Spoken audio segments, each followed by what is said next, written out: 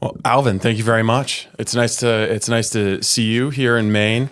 Nice to finally meet in person. I know we've known each other for like Yeah, almost 3 years almost now. 3 years. Yeah. Make me feel old, actually, or like I've been at this too long. But it's nice to sit down and do a podcast in person. I know we've done an episode of Mainwire TV way back when. Yep. I think at the beginning of Amber Levine's Yeah. saga, Right. fighting over whether it's proper and moral to secretly groom children into the transgender lifestyle. Right.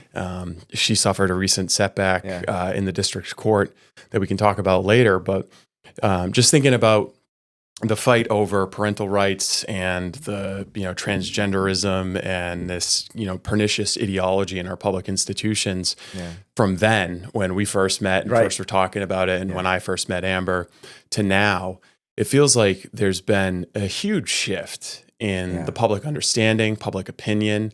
I don't know that it's trickled into our schools and our institutions and our politics to the extent that it has into public opinion just yet. I guess you'd expect a little bit of that lag, but it does seem like there's been an enormous shift in the way people talk about the issue and the popularity of the issue where, maybe 3 years ago, if you were to come out and say something like, this isn't gender affirming care. This is child mutilation. It's wrong and it's immoral. Taxpayers shouldn't be supporting it, and doctors who perform it should be going to jail. You'd be a pariah, Right. Your business is going to get negative reviews on Google from 6 pink-haired people who live on Reddit. But people just weren't willing to make those risks. Right. But now I think that there's been a shift where the social cost, the cultural cost of coming out and speaking logically and truthfully and based in science about some of these things rather than ideology has decreased, so that more good people are willing to come forward and defend their kids, defend their schools, and defend what has been for thousands of years a true and proper understanding of human nature and human biology. And I think in large part, the reason we've had this shift is because of people like you and your organization, Courage is a Habit, which has, not only in name, identified what the problem is, there's a lack of courage, but have also demonstrated that you can speak publicly and truthfully with candor about these issues. And it's not like you're going to dissolve and wither away and no longer, be a part of polite society. Right. So thank you very much for the activism that you've been doing. And I'm glad that the network and the scope of Courage as a Habit includes Maine, because I think you've been very vital to crafting some of the language that our elected officials use in this conversation, making sure that they're not adopting the language of the left and sacrificing the field of play before the contest even starts. So it's good to get a chance to sit down and talk with you person to person, face to face, because I've been a fan of your work. Oh man, thanks so much. It's so great to meet you. I've told you this privately. I will say it publicly. I couldn't be more happy to see your success, the work that you do. You really just remind everybody what real journalism is, and to see your success and your growth of Mainwire, it makes me so happy, and it's a pleasure to meet you finally in person. Well, And I appreciate you saying that, but I think the growth of the Mainwire, just like the growth of Courage as a Habit, is indicative of a hunger and a thirst for people who are standing up and delivering those messages. And if no one would be retweeting and reposting and liking and following Courage as a Habit, if that message that you were espousing wasn't resonating with people. I think it's resonating with people in a big way. One of the things that I think defines the way that you communicate about this issue is that you lean into controversy. So talk to me a little bit about your strategic thinking when you're going into, say, one of the big fights we had was in this legislature, within the last 3 years, was over a bill that would allow adults to bring minors that they are not related to into the state of Maine to get cross-sex hormones, puberty blockers, transgender procedures, that kind of thing. And in approaching this, you guys, I think, very deliberately crafted some messaging about it and circulated some information about it and some infographics that were shared broadly. So talk to me a little bit about, the thinking that went into this strategy, why you think it's successful, and how, what lessons did you learn going through that, I want to say fight, but that policy debate, which unfortunately, ultimately unsuccessful because Democrats pretty much control this entire state. The advocates of child mutilation control the state. But talk to me a little bit about that, your organization's strategy and communicating around that issue. Sure. So the bills you were talking about, we call them the transgender trafficking bill. And there were, when we first came up with that, even people that were on our side was like, no, you can't call it that. That's too much. That's too much. And so so for us, if you can't label it and you can't tag it, you can't beat it. So here's an example. When Florida came up with their bills, everybody did the parental rights bill, our opponents labeled it the Don't Say Gay bill. We all call it that. But that's not the name of the bill. Nor was it even anything that the bill would have done. Honestly, it was an effective use of the strategy we're kind of talking about the left. That's right. To brand and stamp the bill in that way. It had nothing to do with it. The word gay never showed up and all that stuff. And so the mistakes that we usually make on our side is we don't know how to make something memorable. And so when the transgender trafficking bill came up, I returned the favor because our opponents try to keep it very boring. Like, it was a protection of healthcare or something like that. Yeah, or sanctuary. Make us a sanctuary. Oh, you don't want to be a sanctuary? Yeah. So there's 46 states, there's 16 or 18 states right now that has these transgender trafficking bills. And Maine was the only one that we were able to beat twice. Every other state, when the first time they brought it up, they beat it, or they passed it. And in fact, they had to break it up and piggyback on an abortion bill before they got it in. Yeah, sorry. So I guess I misspoke when I said that they won, because it's a little bit more complicated. They have to piggyback it because, and so to answer the question, the reason why what we did was so effective was because you can't get people to be excited about a bill because it's literally just a number, 1735. 227. It doesn't mean anything to anybody. And then also the names don't mean anything. And so what we did was we made sure that we put faces. We put faces to these bills because these people are transgender mutilation advocates. They are transgender cultists. And so people don't get excited on the facts of the case. The facts have to come later after you get people emotionally hooked to really what it is. And so we needed the country to understand that these bills were real. And people are not going to read a bill. And as you know, you read these bills, you can read them 50 times before you understand them, the way they're written. And so sometimes that's intentional. And it's intentional. Absolutely intentional. Sometimes the double negatives. The one sentence nugget is buried in a bunch of legalese to intentionally distract from what the true intention of the bill is. Right. And so we needed, Courage as a Habit produced these artifacts that gets to the heart of what the bill does. It doesn't matter how it's written. This is what it does. This is what it's meant to do. And that really helped us get the message out because people couldn't believe it. Now, once we got that message out, then we can say, let's go to the bill. Let's go to the bill. Now that you kind of get some of the wool out of your eyes there, let's now go to the bill. And then here are the people.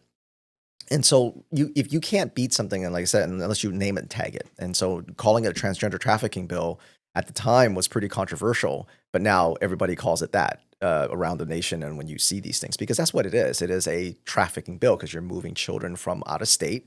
You're saying that if one parent or both parents don't agree that a child's born in the wrong body, then they can move them to another state and the state will take your child. They won't, if the parents try to come look for them, the state will literally say, we are not uniting you with your child. It's state sanctioned trafficking.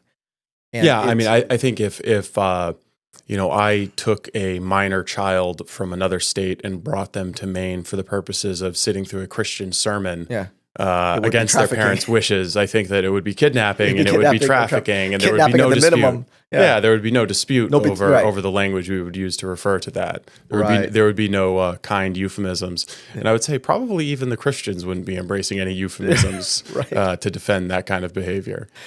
But earlier you had said about, us leaning into controversy. And so the way we lean into these, courage is a habit, our motto is everything our opponents say is dishonest. It's all either based on emotional blackmail, false equivalency, they pretend to be obtuse, all language contamination, language deconstruction. And so moving the goalposts. So every word out of their mouth is one or more of those tactics. And so what we found was whatever they called us, we simply leaned into it. So for example, and I don't know this for a fact, but I haven't seen a company younger than us, but we were the youngest company organization because we were like just a little over a year and a half when the Southern Poverty Law Center deemed us a hate group. Oh, that's impressive. That's very very fast. Yeah, that was very fast. Fast time. Usually people years and years when they, and so Southern Poverty Law Group, by the way, is just like a racketeering enterprise. It's like a hedge fund attached to a smear machine, just a disgusting, repugnant organization. So, I would say 99% of the people who are on their list are, probably great people. Yeah. They're just like basically it's a list of people that they disagree with on hardcore left-wing positions. Just a foul organization that Pam Bondi should probably be investigating. I mean, there's definitely some money laundering going on with that organization. It is one of the most disgusting organizations this country's ever seen. I take it a little bit personally with Southern Poverty Law Center because I was supposed to be at a meeting of the Family Research Council the morning that the shooter came in. I was actually like right at that time that Wednesday morning. I was supposed to be in a office space next to the lobby. And he had a list in his pocket that he pulled from the Southern Poverty Law Center. Geez. He was a would-be mass shooter inspired by the Southern Poverty Law Center. I forgot about that. And I think I overslept and missed the metro, so I wasn't there in time and woke up to news that there was an attempted shooting there and actually knew the doorman who took a bullet, got shot, stopping what would have been a mass shooting. But had he been successful, he potentially could have walked in on a meeting of a bunch of conservative leaders, sitting down, having Dunkin' Donuts and, talking shop, talking strategy. So I've always held somewhat of a grudge against the Southern Poverty Law Center because they knew exactly what they were doing when they put together an enemies list. List, yeah. And so when our enemies go, you're a bigot, you're a transphobe, you're a racist, you use this, you're hateful. The way we teach parents to deal with that is to not infuse those words from a place of good faith.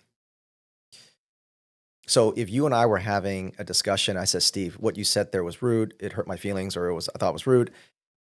And I'm saying that in good faith, you're going to explain yourself. You're going to go, you know what, I didn't mean it like that. I had a bad day or whatever. There was this and you took it this way. And I go, you know what, I did take it this way. And then we're having a conversation because we're friends and I'm telling you something or you're telling me something is in good faith. But if I was saying that not in good faith to get you to do something and manipulate you, no matter what you say, I'm simply just going to double down and triple down. And you can't apologize enough. You can't explain enough. And what does it even mean to be a transphobe? Yeah. I mean, phobia would be an irrational fear. Like I'm not scared of dudes wearing dresses. No, right. I would prefer that they not be like flaunting their asses in front of 3-year-olds. Yeah. Right. I would prefer that we not be teaching this in public schools using tax dollars. I'm not scared. I don't know that anyone is scared. Nobody is. Of, but when people hear that, men taking estrogen pills. I'm not scared of that. Yeah. I'm not scared of a guy in a dress. But when people when they hear that, they fill that word in and they don't say, oh, I'm irrational fear. They'll say, I'm unkind. Or I'm not accepting, or I'm judging, and and we fill these words. And so we teach parents how to suck the meaning out of those words because it's not coming from a place of good faith. So for example, I say, hey, you're a hate group. And we go, we are. There's a lot of things I hate. I hate transgender child mutilation advocates. I hate sex trafficking. I hate people who groom kids. Don't you hate those things? There's a lot of things to hate. So when you frame it this way, you suck all their moral authority, all their power out of it. So when they go, you're being hateful, I go, absolutely. There's a lot of things to hate. don't you? You don't hate sex trafficking? You don't hate Yeah. when children get mutilated before they get their driver's license? It makes me think of just recently when Laurel Libby was speaking in Topsom, Maine, at an event. Oh, right. There was a small gathering of protesters out there. Right. It looked bigger than it really was because there were a bunch of conservatives mixing it up with them, hanging out inside the group of protesters. But there was some old lady, of course, a blue-haired liberal, holding a sign that said, hate has never accomplished anything, or something along those lines. And I was like, well, I don't know, like hating Nazism, like won World War II. Yeah, right. I don't know. Like sometimes hate can be useful. It's not a universally bad thing. But I think you're right on that there are these words that the left uses, like gypsy curses on anyone who speaks out contrary to their political gypsy views. Curses, and conservatives for the longest time have bought into it and gone along with it and like done everything they can to avoid being hexed. And that's a great way to put it. I love that. That's a great way to put it. I've never heard this before, and I think it's part of it was accelerated by COVID-19. Sure. Like, a lot of these trends were already afoot, but the lockdowns like isolated people, created this crisis mentality, and it allowed some of like the worst people in society to become empowered. Yes. Like the Karens in society, Oh, yeah. the people who always just wanted to boss other people around. We empowered them and gave them the ability to harangue you for not wearing a mask or for thinking, schools should be opened instead of closed. But during that period of time, they were able to successfully raise the social cost of being a conservative in public. Right. And there were so many conservatives who just had like the same beliefs about human nature that Barack Obama had when he was elected in 2008. Like, we're not talking about, retrograde 17th century individuals. Like, just 10, 15 years ago, everybody had these beliefs. That's right. But they were harangued out of school board meetings or town council meetings or whatever. Right. And because they're conservatives, their entire life and, purpose doesn't flow through some position on a city council or a school board or their involvement in politics. So they could go kind of retreat into themselves, into their churches, their communities, their families, and they did. And so because the social cost of engaging in the public sphere was so high, the gay race communists succeeded in pushing all the good people out of politics. But we're now dealing with the repercussions of that. Because we conservatives, normies, center-right people just gave up on city councils and school boards and state house races. And the people who stepped in to fill in those gaps were people who uniformly believed in things like child mutilation as a virtuous thing. The people who look at the Maine youth health survey data and see 33% of fourth graders identifying as something other than straight and cis gendered, what they call as a slur, but I don't know what other word, normal. And they say like, oh, those are rookie numbers. We got to get those numbers up. We got to pump those numbers up. We could get up to at least 60 or 70% of fourth graders identifying as trans. So those people have filled the gap. And it's this weird conundrum in Maine politics where you've got, in the polling that we've done, and I'm sure the polling you've done, you've got like, 25 to 35% of hardcore leftists who support these policies. Right. So it's a minority viewpoint, but it's the viewpoint that is expressed in politics. It's the viewpoint that's making law. And policies, So why is that? Why is the state of Maine being ruled and dominated by an ideology that is supported by a fringe minority of radical leftists?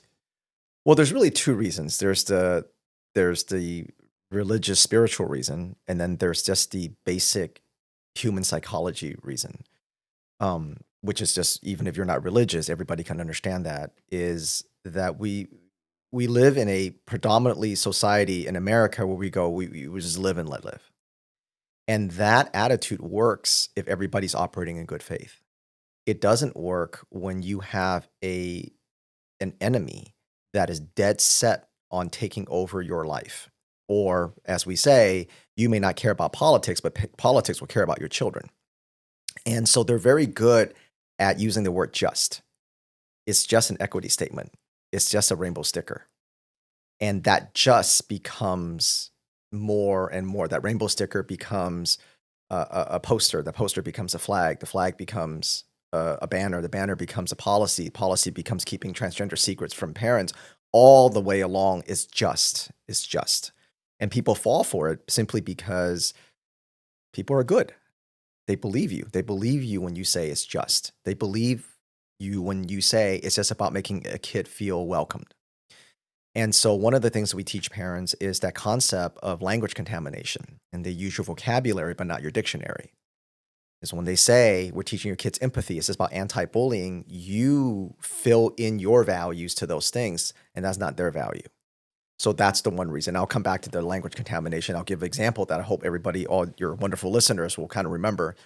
The second one, when it comes to, you talked about the Christians and some of the conservatives who generally are Christians, I always say it's kind of a bad matchup. Now, we see a lot of Christians fighting now back. They're getting into the culture war, but it's taken a long time. We've actually completely lost the culture before now. We're seeing, some of the churches push back, but you've also seen so many churches shy away as well. More unfortunately than they're fighting back.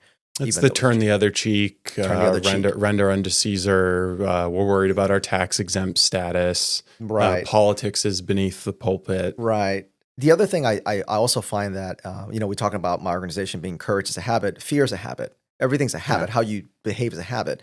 And I think the culture and the mindset of Christians is a letting go, which has obviously a lot of value. You say, Jesus, take the wheel.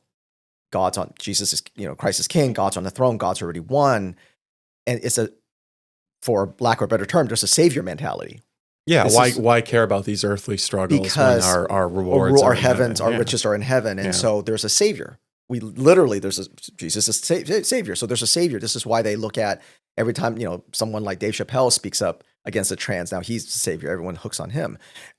We hate Hollywood, but if there's one Hollywood actor that comes out, then we hook on him. Obviously, Donald Trump is a huge savior for a lot of people. But that mentality, it's a bad matchup for communism. Or for you, the gay race communists, it's a bad matchup because for them, they never take the hand off the wheels. Everything counts.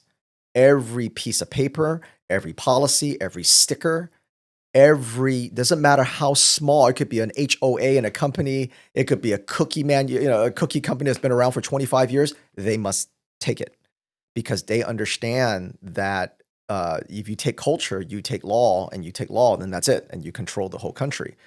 So those two reasons why it's been a very bad matchup for good people, because it's always letting go. It's always looking at the savior. It's always looking at someone else is going to save us, and that attitude is a bad matchup for communists who believe that they can bend a whole company, a whole country to their will. This is why in a company, all you need to do is hire a couple of bad HR people and maybe one blue-haired leadership, and they can destroy the whole company. It's not because anybody else feels that they're being oppressed or anybody feels like there's racism. It's just that they just bend the company to their will because everybody just wants to go and do their job and then go home to their families and their hobbies. And so we found that courage as a habit is really difficult, especially you're talking about, schools and everything, and how do you get parents to see this? And so we teach the concept of language contamination, which is they use your vocabulary, not your dictionary. So I'm going to use a word that it hasn't been dominated yet. So let's take goal setting. Goal setting. That's not a word that the left has taken, not yet anyway. So if I say goal setting, there's no emotional hook to that. If I said equity or inclusion or diversity, there's a ton of emotional, it's both sides, right? So if I say goal setting, nobody would say goal setting's bad because we teach our kids goal setting, right? You've been very successful because presumably you set short-term goals, long-term goals, midterm goals, and then the destruction of communism is the long-term. That's a long-term goal. Maybe goal. Medium-term goal. Maybe right, and then but you have these goals and you've met them, and then as your business improves, you can hire someone else. That's your goal, and then hire someone else, and then that's how Maine Wire's been growing. So, and any successful person has to set goals. But if you think about, let's say, a situation where you had a mass murder, let's say somebody who's every once in a great while you get this mass murderer. Serial killer, and the whole city is in pins and needles. And then the police is looking for him, and he leads the police on a 6-month manhunt. They can't find him. And everybody's on pins and needles. And then finally they catch him, and everybody breathes a sign of relief. Well, when we catch the guy, nobody goes, you know what? He was a really good goal setter. Unfortunately, he also exceeded his goals.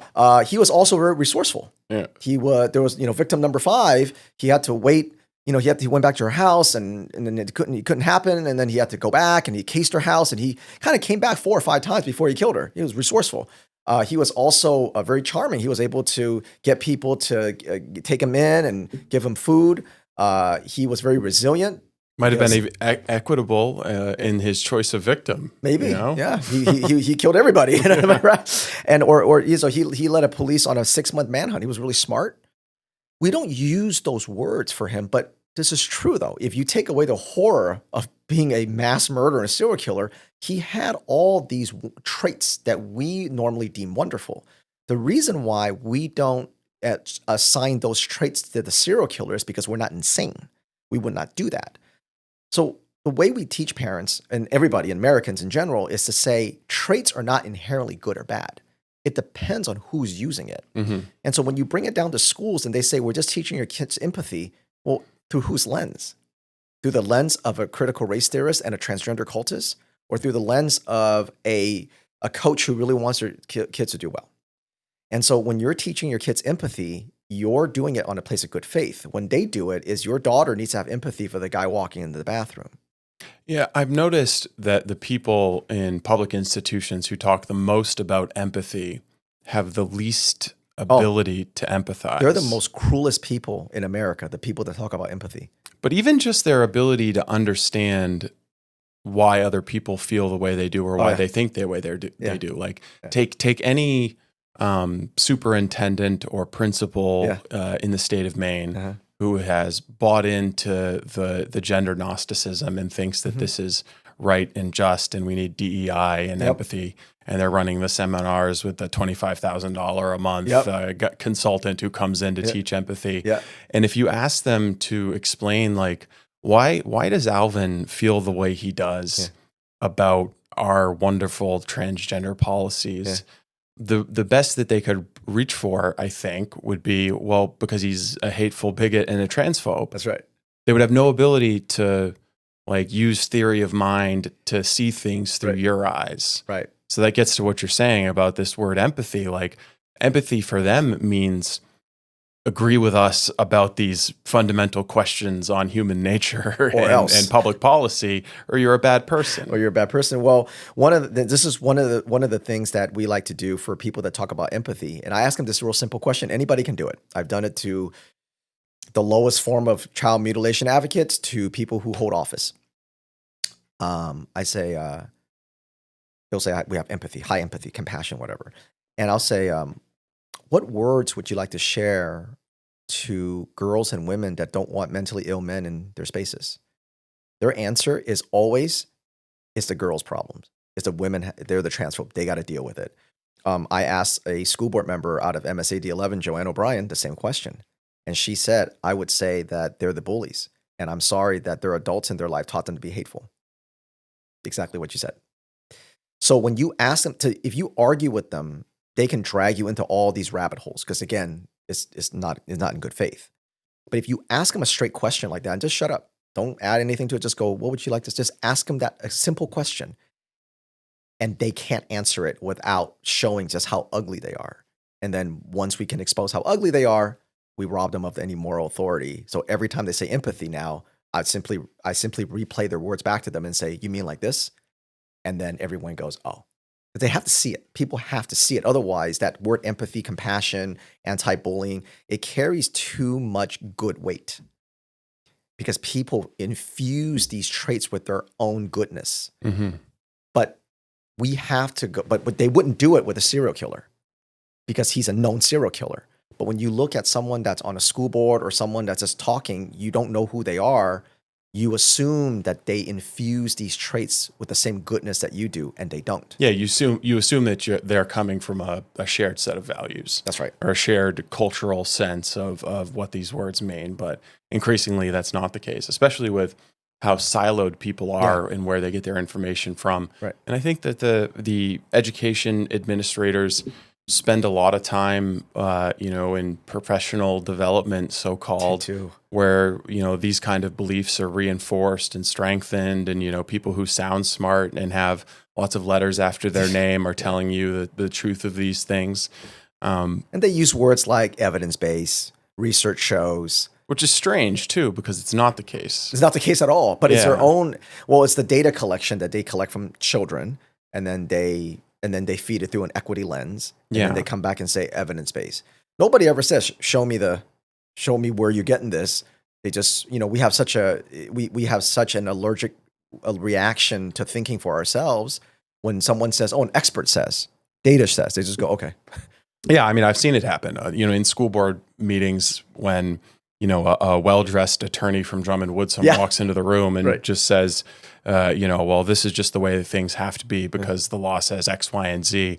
And everyone on the school board's like, well, it doesn't sound right, but I mean, this guy's wearing a tie, and he's a lawyer, so I guess we have to go with what he says. It happens. It's happening less so, but it was a common theme, particularly with Drummond Woodson. Oh yeah, for sure. But let's talk a little bit about what the science says, what the recommendations say. Yeah. The scientific studies, the evidence, the surveys. Yeah.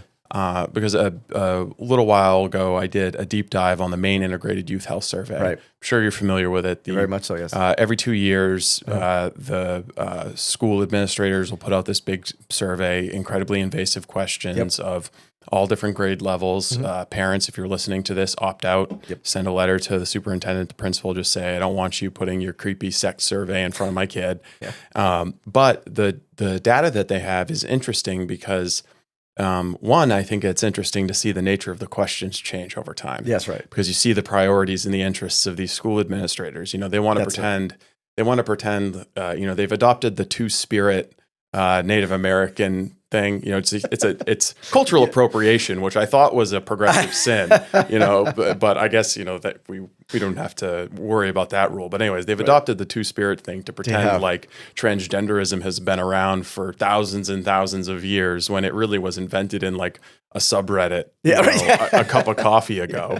And but you can see the change in the questions that they ask in these surveys. But to the extent that they ask these questions of middle schoolers and high schoolers about gender and sexuality, you can see that it really peaked in 2021 with, I think it was somewhere around 33% of Maine high schoolers identifying as something other than straight and their actual sex. Their actual sex, But the most recent one in 2023, we've actually seen now a decline. For the first time in this, it looked like almost an exponential growth in the amount of people identifying, opposite their sex or as something other than straight. We've seen a decline, and I'm wondering if that's going to be, a broader trend. Have we reached peak trans? And what does that mean for public policy? Because for the longest time, they would do these surveys and they would ask these questions, and just to ask the question, you're going to generate some results, but they would ask these questions, get the results, and then turn around and take this 33% number and say, well, look at all the kids who are something other than straight or the sex of their birth. Like, we need resources and we need education and we need to give taxpayer funding to Out Maine and we need to have pride flags in all the classrooms so that these people feel included and like they belong. And I'm just wondering, is this same dynamic happening in the other states that you work in? And do you see the trend continuing to go, I guess, to reverse? Have we reached kind of, I guess, peak social contagion with trans ideology in our schools? Yeah, I think we definitely reached the peak trans ideology in both the school and the public sector. Unfortunately, it's one of these things where, because it is a social contagion, the kids who said it to fit in are seeing that there's less of a social value in it in culture. So that's contributes to the numbers going down a little bit, depending on what state you're in. Like a woman, a young woman who identifies as bisexual. There's no investment in that. There's no investment. You just get the social currency of saying you're special, cool, and bisexual, but you're not making any kind of physical commitment like irreversible sex hormones. That's right. And you'll see a couple of the actresses, some of the younger actresses that was lesbian, then non-binary, and then now they're like, never mind, I'm a woman. They got married, and so that's going to influence the girls going, okay, the coolness factor's over. The other reason, what we see in all states that contributes to the numbers going down is the boys who grew up in this are sick of it, and they're pushing back hard. It's the young boys. So that's very positive. That's very, very positive. And we love seeing that. Unfortunately, the other side is as the culture shifts away from it, the hospitals are shutting down. There's certain, their transgender mutilation surgeries and sterilization, not because they had a change of heart. Obviously, Trump's, administration's threatening their money. And so there's that's happening. But as the culture is people are speaking out, like you said in the top of our episode here, where you're like, people are speaking out against it. They don't have that same fear. That's contributing to it from the outside. But, and here's the but, in K through 12, they are going to double and triple down on it. Meaning the school counselors, the teachers, any organization within the ecosystem of K through 12, superintendents associations, principal associations, school board association, they will continue to triple down on it. And sadly, the kids who are really, really vulnerable will fall deeper into it. While the kids they really weren't that messed up, but it was just a social contagion, they start to go, yeah, I'm not, I'll just go back to being a lesbian, something like that. And so we will see, it depending on kind of the reports that we're going to all see, you'll see a lot of kids dive deeper, and then you'll see also kids coming out of it. And that's going to be a little bit of a weird dynamic, because as the culture moves away from it, people are going to go, oh, we've reached that peak and now everything should be good. But because K through 12 is so corrupt and it's so dominated by this, that the kids who are really, really vulnerable, unfortunately, we see that they dive more into it, and then they'll start demanding things like, when these bills get passed and there's no more surgeries, as they become voting age, they're gonna vote for people to reverse some of these bills. This is why it's so important when we say it doesn't matter if you have kids and you can pull your kids, maybe you don't, maybe you have older kids, you have to get into the K through 12 fight, because there are kids that couldn't vote in 2024 that can vote in 2 years, in 4 years. And they are swimming in this ideology. And so, yeah, if you're successful at having it bounced in your town or your city or your state, you can't take your foot off until the contagion is completely out of K through 12. Because if it's not, they will always be able to produce a transgender army to vote these things back in. Well, I guess the other shift that we've seen apart from surveys is the longitudinal studies that have been done of the transgender treatments. Yeah. The language contaminators will call it gender affirming care, but we're talking about cross-sex hormones, puberty blockers, and voluntary plastic surgeries, double mastectomies, or adding, boobs on a guy, or genital surgeries, that kind of thing. So, this has been going on long enough so that we have longitudinal studies and we can evaluate, are we producing positive health outcomes for the people who undergo these procedures? Because that was always the argument that was made. And Matt Walsh has done a fantastic job of confronting this issue generally, but in particular, this argument of suicidality. Right. This was always the emotional blackmail argument that was made was, if you don't do everything that the transgender social worker who's like 26 years old and is just a Democrat activist, if you don't do everything they say, your daughter or son is going to kill themselves. Right. And there was never any evidence for that in the first place. And Walsh has pointed out that if it were true, then in the 70s and 80s, we would have just seen these like epidemics of kids killing themselves. You just never saw that. Never saw that, right. Like child suicide wasn't a thing. Right. But now we've had enough experience where we can study people who have undergone these procedures and see like have their drug abuse or addiction rates improved, have their their suicidal ideation rates improved, has anything positive come of these treatments. And what we find in the Scandinavian countries, in France, like Europe broadly, and also now in the United States is no, zero. No, in fact, just the opposite. Yeah. The opposite. Like the very procedures that the trans advocates said would save kids' lives and reduce suicidality are in fact increasing suicidality and the rates of suicide. Right. So I have a funny story about this in terms of the age. And it was something we came upon by accident, and we use it all the time, and anybody can use it just to show that you don't need experts or studies to tell you what everybody that's ever lived knows. Okay, so this is when Courage is a Habit only had maybe like 3,000 or 4,000, maybe less than that, followers on X. So really early on. So I came upon State Farm, the car insurance. Okay, now since the beginning of car insurance, since they started doing car insurance, every insurance company, literally 100%, no disagreement, knows that the greatest fatality accidents are by drivers under 25 because they have no experience. Boys a little bit more than, they take a little more risk than girls. And then you see it completely pan out until they get older, which makes sense because now they're slower reaction, things like that. But then you don't let grandma drive kind of thing. So this is why every single insurance, when you have your child on your insurance, what happens to your premiums? They go up. They go up because you have a 19-year-old driver or 18-year-old driver or 21-year-old driver on your insurance. Every parent out there knows this. Well, State Farm, I found, sponsored all these transgender orgs, like the Human Rights Campaign or like the Trevor Project. These orgs that believe a child can make a decision at 9 to sterilize themselves or mutilate themselves at 13, before their brain development. Now, what's interesting about that is because the reason why every car insurance company in the planet knows why the fatality accidents happens under 25 is because our brain doesn't develop till 25. So we make stupid decisions. All of us do. That's just human nature.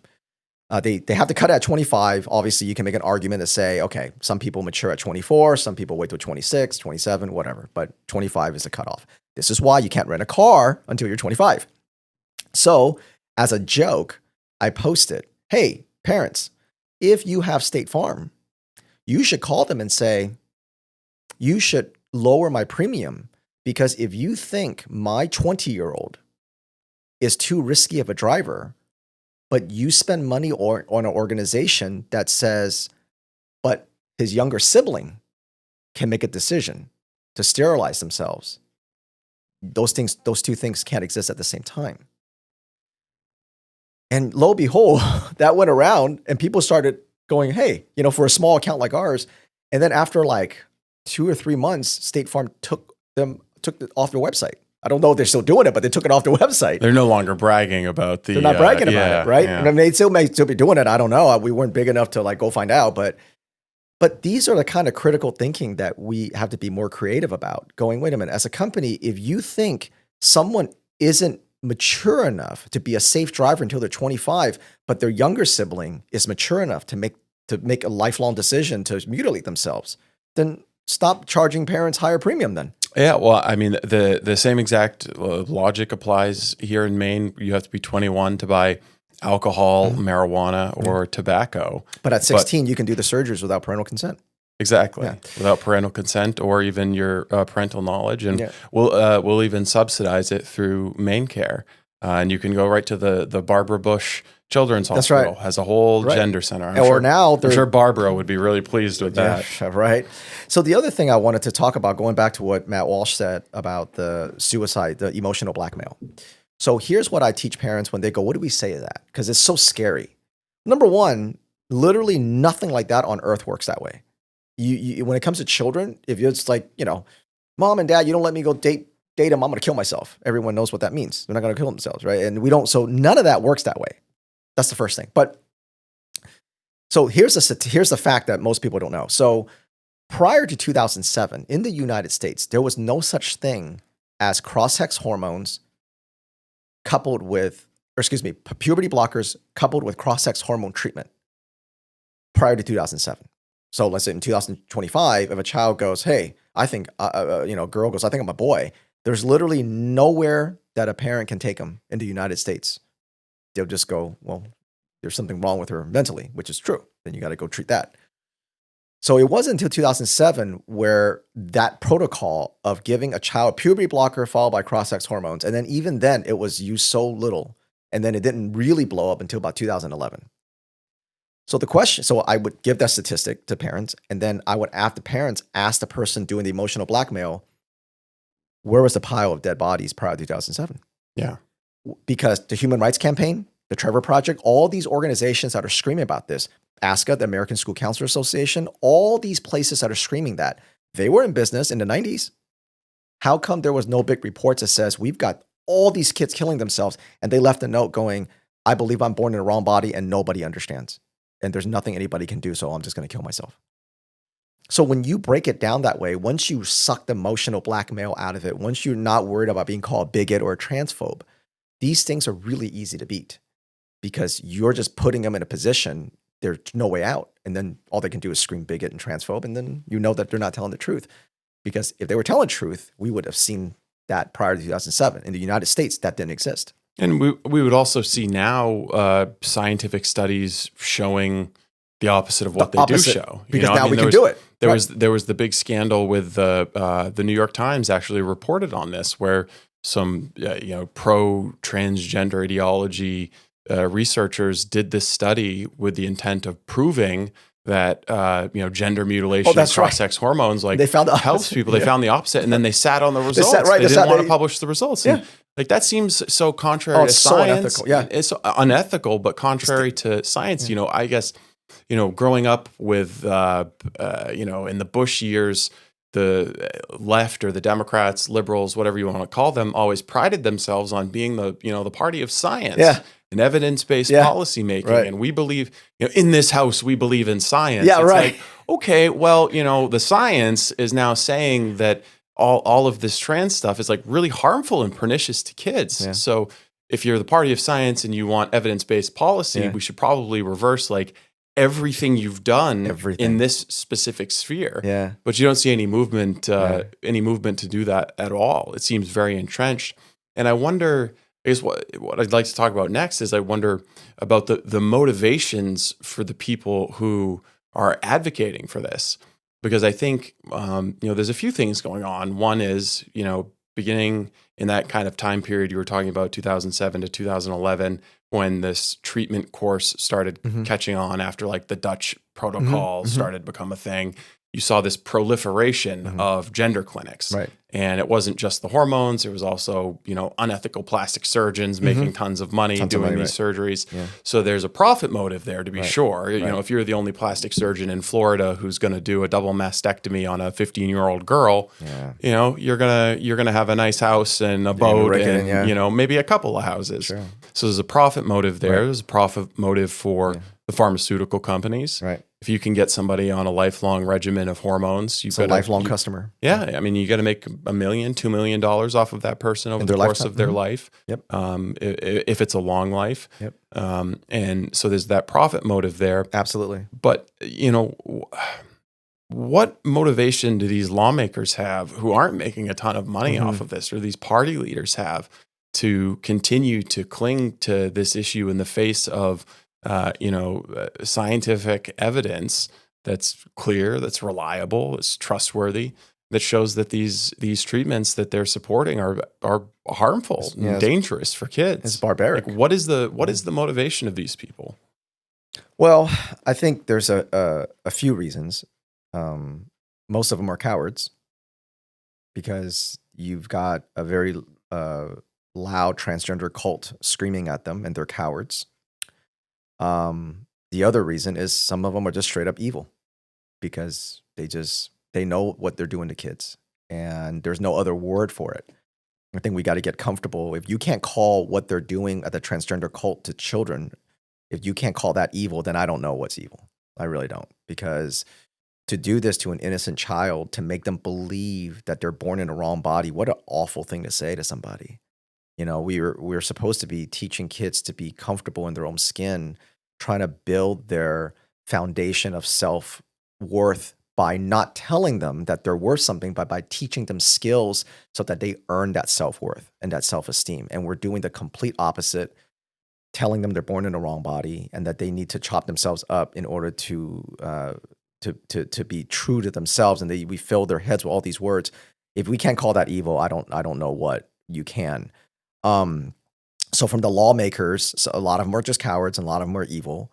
The people pushing it, though, on the top level, transgenderism really's long game is pedophilia.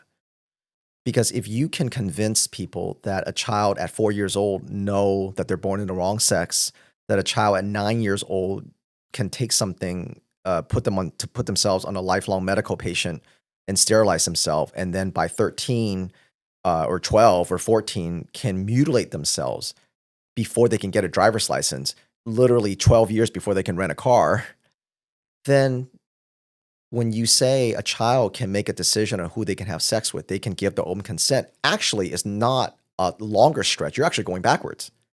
If you think about it logically, saying a child at 13 can decide to have sex with a 30-year-old, it's actually easier argument to make than to say she can chop herself. She can chop herself up before she even knows what anything is. Oh, and there's no question that you're introducing sexuality, and these entire discussions and thought patterns at kindergarten, at earlier and earlier ages. I mean, like that's what comprehensive sex is. Comprehensive sex is in K through 12. These books are crazy, and I'm kind of I don't know, I guess tired of the discussion over these books, but it just seems so clear cut that these books are just pornography. It's just pornography. And in some cases, like child pornography. Yes. Like they're cartoon depictions of minors performing sex acts. And we're actually having legitimate conversations about whether or not these should be made broadly available in schools. And I had to laugh about going into a bookstore to buy an actual book and seeing their banned book section. Yeah. And the banned book section was filled with all the books that are subsidized by taxpayers and are like the most broadly available books in all of these schools, like genderqueer. Yeah. And, tip of the hat to the author of genderqueer, because she probably made $10 million off of that book. Really? And all of the liberals protest buying that book and donating it to schools. What a smart business person they were. But there's no question at all that there's I guess a projection of their own sexual fetish going on here. Yeah. It's very, very strange, and I can't for the life of me understand why there's so many people who, in other situations, might just be like normal, decent people who want these creepy porn books in schools. Yeah. It's like a hill they're really committed to dying on, and to the point where they make you feel weird about it. Like there's, again, going back to Laurel's speaking event, there was a woman holding up a sign that said like, "Stop obsessing over kids' genitals," and it's like, well, we're not. Yeah, right. Like, you guys are the ones putting creepy porn books in schools. They're great at it. They're great at what I said before is either emotional blackmail, false equivalency, moving the goalposts, deflection, language deconstruction. It's just, it makes a normal person crazy. And that's what they use. And so we use a lot of their tactics against them. This is how we are successful at beating them and showing parents how to beat them. Because normal good people don't think like that. When you introduce a book and then you go, wait a minute, this book is disgusting. Why would you show a kid's giving blowjobs or give a kid to an adult and talk about bestiality like in some of these books? It doesn't matter. It's high school. It doesn't matter. Even if it's high school, you're still kids. And then instead of acknowledging that, or even defending, saying, no, I want this, they'll say, why are you obsessed with kids' genitals? Yes. It's such a deflection, and people don't know how to handle that because, again, we live in a society that is really operating on good faith. And it's really hard for parents or good people to fight that. And this is, why a lot of what we do at Courage is Habit is really teaching, not just exposing the tactics of schools like social emotional learning, that's taken over, completely taken over all our education, the culture, the data collection, things like that, which is technical. We also teach them about these psychological gambits. And if you don't understand these psychological gambits, they will be able to play this on you every time. Every time we teach parents how to fight something, they just change the language a little bit, or they just change this a little bit. And then parents, they're confused again. And so we try to teach these concepts like language contamination, like through whose lens. And then when you ask those questions, it makes it really hard for them to fool you if you can frame it in that way. How much of this do you think is like a political weapon used by the left because it's part of like other political goals like the Democrat Party has? Like they know, like, for example, gay marriage was a big, it was a cudgel that, to whack conservatives over the head with, because they also wanted to, grow the welfare state, universal health care, fund NGOs, do other things. Sure. How much of it is, there are people on the left who are like, geez, yeah, those books are kind of gross, but it's an effective way to bully conservatives out of the public space. So we're just going to go along with it. Oh, it's good. How much of it do you think is motivated by that? Well, I think a lot of it's motivated by that. It's like, you know what? It's like climate changeism. People say, you talk about climate change, and then, you start to get people in the conversation like, well, okay, I guess that cleans the water or cleans the air. Okay. And then all of a sudden it's like climate change hurts BIPOC fat black women the most. It's like, it's like, what? I'm okay. Okay. So you want me to recycle? Great. But now if I don't recycle, I'm a white supremacist. It's like, how do we make that jump? Yeah. And so that's to your point, that they use these things as a entry point to and then once you can get someone to comply with saying, I guess recycling doesn't hurt, then all of a sudden you can get them to the next step and the next step. And then eventually it's like, okay, if I don't believe in climate change, I want BIPOC fat black women to die. It's like, how do we get there? But if you can, it's kind of like marinating meat, right? If you just keep beating somebody enough, they don't have a defense for it. I think the word that you use in your brilliant interview with Tucker, and talking about your amazing documentary about the triad weed, you used a term. You said, we don't have the immune system to fight this. We don't have the antibodies and immune system to fight it. When they come in, we're just helpless. They've taken over all the businesses. People are on drugs. They've decimated this place. I thought that was such a simple but powerful way to describe what happens when good people get beaten down. Yeah. They just don't have the immune system to fight it. They don't have the antibodies. It applies to this fight as well. 100%. Yeah. Absolutely. And that's, I guess another question I was going to ask is how much of this is linked to, broader economic decline, because like parents, if you're working 60, 70 hours a week just to make ends meet, and you're worried, are you going to be able to put food on the table for your kids? Right. You might not have the time and the energy and the resources available to go to a school board meeting or to be like caring about the creepy porn books that liberals are putting in the schools. Right. So I wonder, if part of this ideology has been able to succeed because of economic decline and economic suffering and some of the desperation that you have in places like Maine, or do you see this also in more affluent communities as well?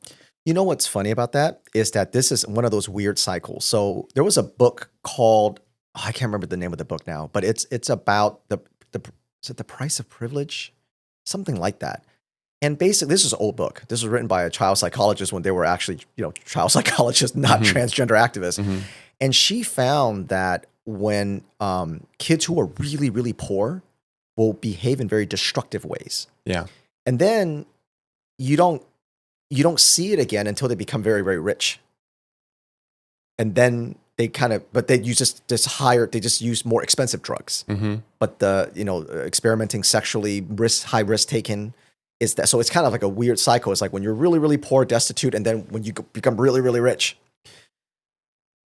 We found this in our work, no matter where we go, no matter what state we go to, is when you're in terms of, because we've got mostly two parents working, they don't have time to pay attention to what the schools are doing. So that's why they can get all this stuff in, and the parents don't have the energy to even, you're commuting and you get your kids for 2 hours a day, 3 hours. And a lot of that is taking a bath and doing your basic going to sleep, and you're burnt out because you've used your best resources at work.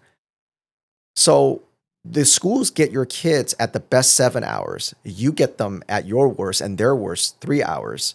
They get them for 7 hours, 8 hours a day for 5 days a week. You get them for 2-3 hours. Both of you are burnt. And then weekends, you've got other things going on. So yeah, they're going to win that fight. They're going to win that fight. But here's what's interesting though. We found that with the transgender, this kind of push, a really heavy push, is from these really affluent, especially these woke white women. Yeah. So it's really affluent, and it's the awfuls. The awfuls, yeah, or the awfuls, right? What is it? Affluent white liberal females. Females, right? And it matches what happened with Mao's China. It was the affluent kids that were the red guards. It wasn't the poor families. The poor families were poor. They didn't have time to think about all this stuff. So it's the same thing here. When you've got into some of these kind of more blue collar areas, these more poor areas, their kids aren't trans because they actually do have real problems to worry about. Not to say the kids aren't swimming in it in school and they still get the influence. So you're never going to get away from it when you're going to K through 12. But there is a level of, you know what, we actually have more important things to worry about, like violence. Like some of these schools are really violent, comparable. And they're all more violent now than they ever have. But obviously, if you go into some of the more inner cities, you're more violent than, let's say, if you went to a nicer part of Maine or a nicer part of Indiana. So those families are more, my kids are trans. My kids are trans. But then when you go into some of the more poor areas, you don't see that. They just have different problems. Yeah, mommy's got a trans kid, like she's got a Kate Spade purse. That's or right. Something. Or a little dog. Yeah, an accessory at a dinner party to be interesting. You know, rather than having a hobby or a personality, they've got a trans kid. Yeah. There was a mother that was standing in front of I think in somewhere, I forgot where, maybe Virginia. She's like, having a trans kid's made me so much more interesting. It's like, yeah, that's all it is. It's just trans housing. That's all it is. It's just a woke white mothers pushing it, and then these weak cuck fathers pushing it. But when you get into the more lower class area, you don't find that. You know, so a lot of the immigrants that come here, they're barely, they're just kind of building a life. Like you don't see a Filipino mother driving their daughter to a clinic and smiling ear to ear next to her double mastectomy scars. You don't see it with a South African mother. You don't see it with a Chinese mother or Japanese mother. So it's a woke white women. But because up till now, most of these surgeries all the surgeries up until very recently has been out of pocket. That's why we haven't been able to track it. But now that insurance are paying for it, some of it anyway, we can track how many kids are getting it. But that's really underreported because up till very recently, a lot of the cross-sex hormones, puberty blockers, and the surgeries have been out of pocket. So think about how expensive that is. That's not a blue collar, about two household working family can afford that. And so that's what we actually one of the first things that Governor Mills did was unilaterally change. That's right. The Medicaid rules. I remember that to allow for cross-sex hormones, puberty blockers, and even surgeries. And I have no idea how she was legally able to do this without an act of the legislature. She just changed the Medicaid rules to allow this whole new class of billing. And we got the records on those procedures, and it's exactly what you would expect. As soon as you make it free, it becomes more popular. And the rates of people having main care covered sex change related procedures like quadrupled over 2 or 3 years, whatever the period was where we got those records. And she had to do that before they try to push the transgender trafficking bill. Yes. She had to, because if you didn't push that first and you got a child from Texas or Florida, how would you pay for it? Because you're separating from the families. And so the same year she did that, later that year, that was the first time we beat it. That was the first time the transgender trafficking bill was introduced. And then the remarkable thing is, I've followed this stuff pretty closely and read a lot, studied Medicaid closely. Yeah. There's nothing that they don't want covered by Medicaid. They want Medicaid to cover your psychological counseling, your anger management, your substance abuse counseling, methadone, Suboxone, your transgender drugs, your transgender procedures. They want everything covered by Medicaid, except detransitioners. Yes, I knew.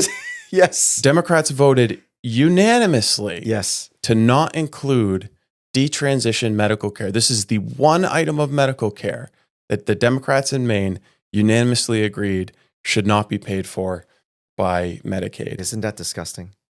Isn't that disgusting? Which is why? Why is that? You gotta be evil. You gotta be.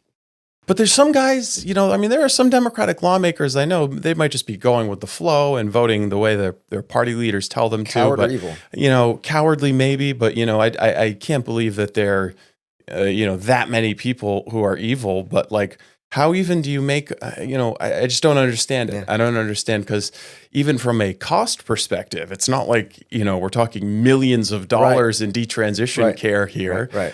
And we're spending insane amounts of money in Augusta anyways, but it was the one item where they're just like, no, you know what? Those people who think they've made a mistake with their gender care, it's on them. Fuck them. Fuck them. Yeah, exactly. It's on them. Like they're leaving. Like, they're leaving the cult. Those apostates. Fuck them. Yeah. We don't want to pay it's for like, their look, she was 13. She's old enough. She made her own decisions. Yeah, right. Hey, look, you're 13.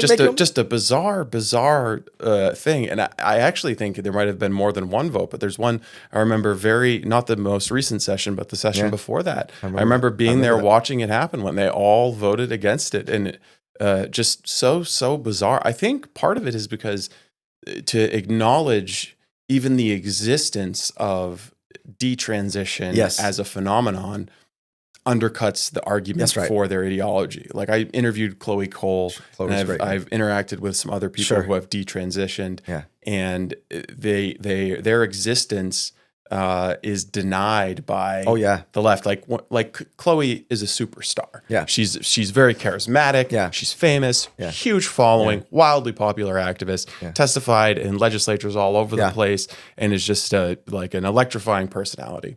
She comes to Maine to do this Girl Dad rally. That's right. And the Maine Wire is the only outlet that covered her presence here. Yeah. We interviewed her. Right. And there was one outlet, the taxpayer-funded Maine Public Broadcasting, wrote a story about the rally. Yeah. And there was one paragraph buried in the story about Chloe. That's right. It didn't describe why she was there. Like the reader who, just arrived here from a foreign country and read that story. I have no idea. Would have, well, why did this woman fly all the way from California to come to this rally? This is kind of odd. Why? What's going on here? They just want, they get so more bizarre. hate. They get more threats. Oh, for sure. Than anyone, absolutely. Than someone like you and I. Well, I mean, because they want them to disappear. They truly. It's like apostates in Islam. Yeah, really. There's striking similarities between the gender cult and radical Islam. Right. In the way they treat apostates and in the way they enforce fidelity to the ideology. Oh man, yeah. This is team empathy and inclusion. Right. This is team empathy and inclusion. So where is the empathy and the inclusion and the loving kindness in denying medical care for detransitioners? Yeah, that's the hypocrisy of it all. But these folks, they're so dead set on power and dominance. Hypocrisy doesn't really bother them. So when we expose hypocrisy, it's not for them. It's lost its potency in American politics generally. Right. It's to show parents. Is to rob them of their moral authority so that when they call parents bigots and don't you have empathy, it doesn't mean anything. So when we do this to these people, we don't think that's going to do anything to them. But what would hurt them, here's the only thing that hurts our opponents that we fight, is when people go, I don't care. You're a racist. I don't care. You want to kill kids. I don't care. You're hateful. Okay, yeah. That hurts them because without emotional blackmail, they have nothing.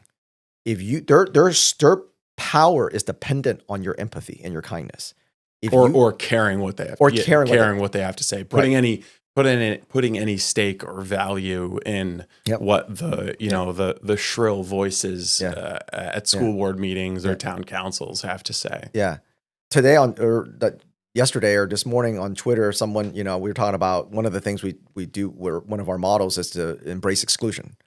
Reject inclusion, embrace exclusion, because good parenting has always been about exclusion. It's never been about inclusion.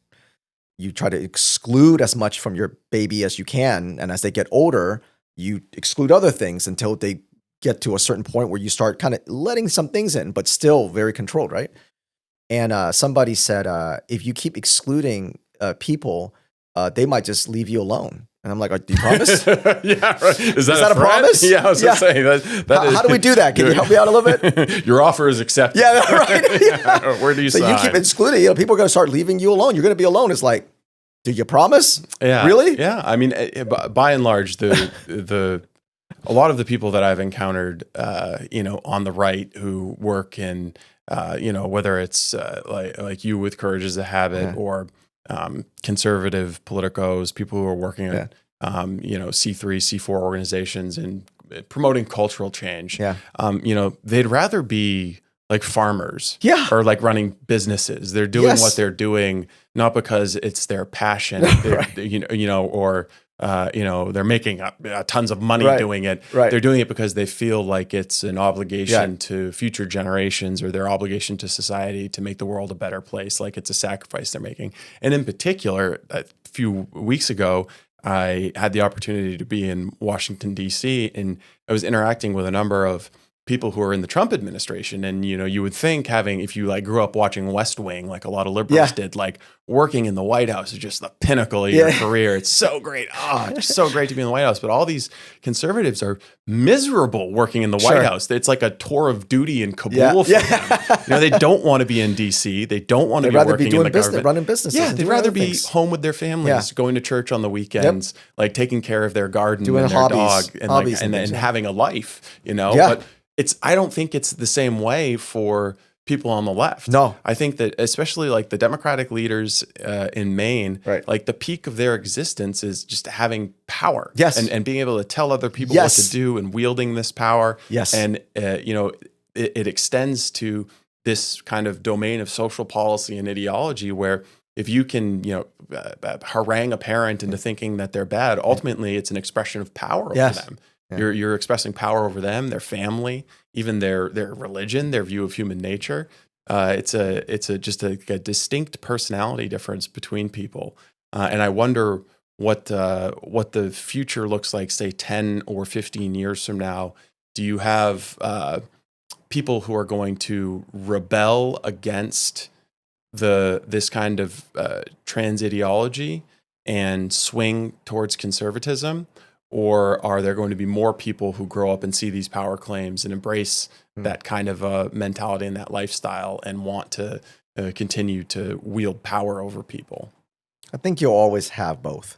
I think certainly the boys that are growing up are leaning more towards conservatism because what is liberalism? What do they offer boys and men? Nothing.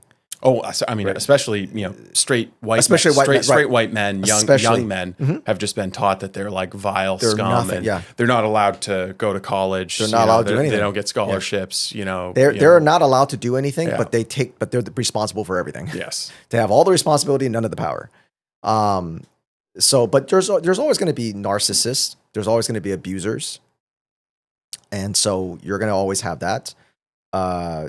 This is why. Like you said, for most of us doing this, we'd rather be doing something else. But our opponents, our enemies, they have such a high narcissism that, that them doing this is the pinnacle of their identity. The other thing that I worry about is the backlash that could come from not the white male conservatives who are just angry about being neglected and deprioritized in society, but the people who bought into the ideology, maybe they had cross-sex hormones or puberty blockers or surgeries, irreversible treatments, and then they do detransition and 5, 10, 15 years from now, they're going to, have this moment where they realized that all of the adults in their lives that they trusted, whether it's teachers, school administrators, their parents, their aunt, uncle, medical authority, whatever, lied to them in a way that like permanently altered their lives, took away their ability to have children, took away their ability to have, long-term romantic relationships in some cases. And I guess I worry about the fury of a generation of people who were lied to and robbed of their future for these weird political reasons and strange motivations on the left. And like, what are the consequences of society if you have this whole group of people, this whole cohort, not the entire generation, but certainly a cohort of it, who have very little vested in the future because they're not going to be able to have families, and the hatred for authority figures because they feel lied to and betrayed.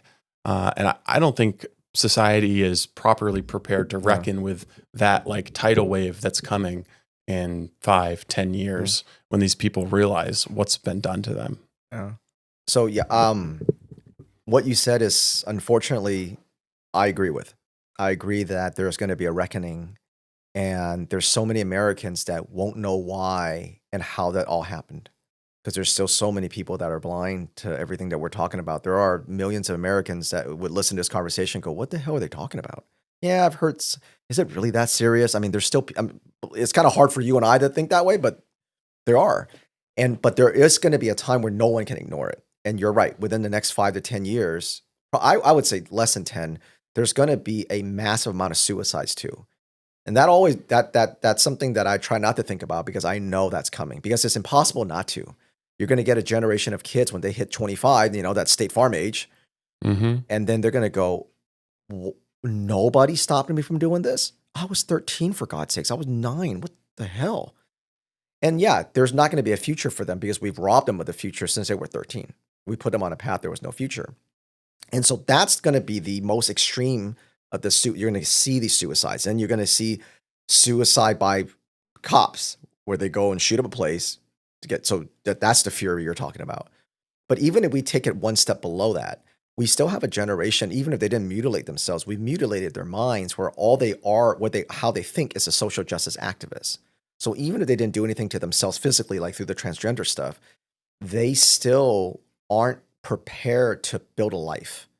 They're going to be emotionally and mentally fragile. Anything that happens in their life, they can't take it. They've been on ADHD medicine. They've been on depression medicine since they were young, which is why we're fighting those medical clinics in schools, because they're going to get them on that very young. So even if it's not puberty blockers and cross-sex hormones and a lifelong drugs because of surgeries, and again, you have to be on those cross-sex hormones forever, you're still on these other drugs because of all this mental health.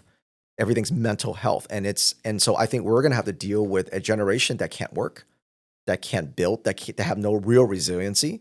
The way they use resiliency today is not the same thing you and I are thinking about it. So they have no grit, no resiliency, no way to build a life, no way to be successful, because success comes with a lot of failures. Anybody that's successful knows they can't take it. They can't weather it. They can't take when someone doesn't hire them, because it must be because fill in intersectionality. Yeah, victimhood, superstructures of oppression embedded in our language victimized you because you didn't get that job. Yep, it's because I am X. And so there's going to be a reckoning, and this is why we beg and plead and scream, please get into the K through 12 education fight, because these people are going to be all around you and your kids. They're going to be servicing you. They're going to be, think about these, and thankfully a lot of the DEI stuff has, people start firing these people. But do you want a DEI hire designing a bridge, designing your cars, working on your car, doing your tires? I'm not gonna lie, I look in the cockpit every time I get on. Do you too? I do. I absolutely you know what? Do. I do too. I swear. If I see pink hair, I'm gonna bouncing. I want to see an old guy. I want to see an old white guy. Yeah. I want to see an old white guy. Seriously. I want to see a guy who looks like a truck driver, basically. Yes. Yeah. Who's had a lot of years in the cockpit. Yeah. It feels bad. It feels bad to judge people just based on their appearance. But hey, we're going to be at 35,000 feet. Hey, look, if you're about to go into surgery and then you've got a pink hair, nose ring anesthesiologist, you're getting up that table. Yeah. You know that person's not going to give you the right amount. Either she's going to give you, either the them's going to give you too little, which is horrible, or too much. Yeah. Which I guess she gives you too much, I guess. Yeah, exactly. You won't be around to worry about it. Yeah. She's giving you too little. But that person didn't get into medical school on their merit.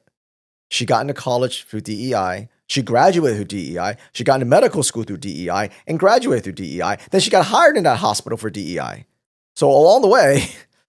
Which really, it's unfortunate for society generally that we've just abolished meritocracy, because the long-term consequences of that are potentially like national suicide. But it It is. also really sucks for like a minority or somebody from a marginalized community who has, through their own hard work Yeah. and merit and Right. intelligence, succeeded Right. and gotten into one of those roles because people are looking at them like, huh, yeah, I know Yep. why this guy's Yeah. here. I know why you're in the room. About 15 years ago, I was at a comedy show. It's not a big comedian, but it was just, I love going to comedy shows. And this comedian goes, when I go to a doctor, you know who I want? I want a female Indian. If she's a female Indian doctor, I want that doctor. Because in her culture, her parents and the culture says, you're not supposed to do anything. You do nothing, right? You do nothing except serve men. So they come here, they don't know the language. For her to be a doctor, it meant she worked her ass off and she beat everybody. And you know what? Back then, that was true. If you saw a female Indian doctor, you're like, she really wanted to be a doctor. But today, we don't know. No. Today, we don't know. And exactly what you said. So it's kind of like, yeah, there's going to be a lot of people who really, really earned it, but they're not going to get the benefit of the doubt because of this. So this is why these people that push this stuff, it's all about tearing down America, tearing down families, tearing down the parent-child relationship, because you can't trust anything. And that's the point, is to tear down America. And so parents really, then, like I said, no matter where you are, you have old kids, young kids, grandkids, no grandkids, you got to fight this at the school level, because once they take that over, and every time you want to speak up, you don't want to, and you feel that pounding in your chest, you got to make courage a habit. You can't let fear be a habit, because when that happens, they silence you, then yeah, they're going to take over the entire nation. So I guess the last thing I'd ask is, what does success look like for courage as a habit? When will you be able to like Thanos at your farm, just relax back and say yes? Thankful, I'm grateful to the universe. Until the Avengers come cut my head off. I mean, because it's a question. The trans Avengers. The trans Avenger come cut my head off. But it's a question I ask a lot of people, and I think about it myself. Sure. We talked about goal setting earlier. Yeah. What does success look like? Well, unlike most nonprofits, I think success is when courage as a habit doesn't exist. Because I think an organization like Courage as a Habit is, as we stand today, saying we're teaching you how to defend your kids, I think it's a anomaly. I think it's a really strange, to borrow your term, immune system response. I don't think we should exist, because the idea that we have to teach someone to defend their kids, that's never happened before. You know how to defend your kids. So this time is very unique because of all the things our opponents have done over the last decades. Just to slow brainwash, slow fear, slow language contamination. You're not putting up that black square. You're not doing the little sticker. Why not? Go do the anti-racism training at work, and then you're just beating parents down till they don't know how to defend their kids. What a strange thing to say. I think I like to see Courage as a Habit, grow to other areas where we have influence that's a little deeper. That's not just teaching parents how to defend their kids. I think there's a lot of value you can bring in elsewhere. But I think as Courage as a Habit in its current and basic form, creating tools and strategies and teaching parents how to defend their kids, I think success to me means that we don't exist, because that means there's no need for us, because parents remember, they know how to defend their kids. They've made courage a habit. They made courage a habit. Yeah. And I think that's, it's like, it's like when you break your leg, you have a cast, right? Or when you're sick, you get penicillin or whatever, right? You take, if you sadly have cancer, you get chemo. Those things are supposed to be temporary. I think, if you go on too long, you become the poison, because you start inventing things. So I think we're like a cast. We're like this medicine. I think it's unnatural to say we're going to teach you how to defend your kids. It's just, nobody's ever, if you said that back, 30 years ago, people, but why do you need an organization to teach me how to defend my kids? I know how to defend my kids. What do you mean? If I went back in the 70s or 60s or even 80s, if I said, hey, mom and dad, someone's going to show you your kid's genderqueer. Why don't you come to an event at Courage as a Habit? We're going to tell you what to do. They'll be like, what? Why? We don't need that. We know what to do. It's strange. strange. So I think that to me is success. It means that we've done our job, that we reminded parents that we're not defending your kids. We're just reminding you that you can, and you've made courage a habit. Then, we'll go off and do something else, do something that's not waking up and dealing with these degenerates. Right. As much fun as we have, I think it's a natural. I think that's as honest answer I can give. Well, the analogy that I've used is like the icebreaker effect, where it's hard for the first ship to go through the Arctic. Yeah. It takes courage, and there's resistance, but every ship that follows afterward, it's a little easier, and the path gets bigger. Right. And so I think courage as a habit is one of the many icebreakers out there that's plowing the way. Thank you. And hopefully it makes it that much easier for other organizations and other parents to follow in your wake, right. And to see that it's possible to stand up and to have courage. And again, that transphobe isn't some gypsy hex that's gonna blink you out of existence if someone says Thanos that about you. Thanos' club and snap you out of existence. Yeah, and I like your the idea that the best thing you can do is to let them know you don't care. Yeah, because you shouldn't care. No. You shouldn't care. Indifference. Indifference is power. If people want to find more about your organization, how can they follow you on social media? Where's the website? People want to support you financially. Where do they go? Promote. Where can people connect with you? Well, definitely go to our website, courageisahabit.org. Our catalog is made for parents and legislators, people that don't have 20 hours a week to dive into white papers. Our tools are made for parents with school-age children. And if you're on a school board, if you're on legislators, and you're still just not really sure how education got this way, our catalog is made for that. So courageisahabit.org. We are a nonprofit, so every time you donate $10 to us, $20 to us, whether it's one time or $10 a month, it goes a long way to our travel. It goes a long way to pay for systems and subscriptions and all those different things. And we're always trying to grow our team, because there's a lot of things that we leave on the table. We get messages all the time from parents from all over the country, and we just unfortunately can't get to them because our team's not big enough. So your support goes a long way, so that we can do some of the things that a lot of parents don't have time for. But hopefully we can give you the tools in your hands so that it makes it easier for you to defend your kids. And our social is @CourageHabit. It's just @CourageHabit on Facebook, @CourageHabit on X. And Instagram as well. So, thanks for having me on, man. It's what you're doing is amazing, and it's an honor to meet you. It's an honor to be on this show here. Well, thank you very much, Alvin. I appreciate you coming on, and I think I'll see you tomorrow. Absolutely, you will. All right. Yeah. All right.